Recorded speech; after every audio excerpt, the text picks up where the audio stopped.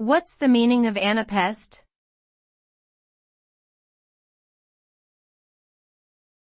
Anapest.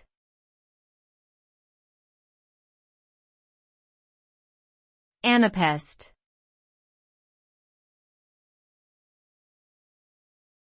Anapest.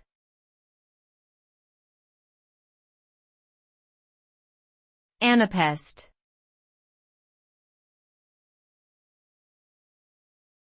Anapest.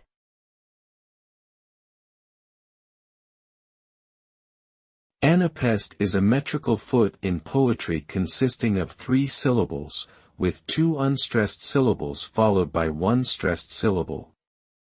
It is the opposite of a dactyl, which has 1 stressed syllable followed by 2 unstressed syllables.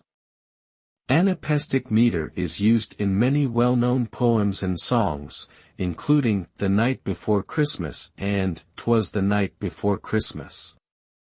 The use of anapests can create a light, bouncy rhythm that can be joyful or playful depending on the context.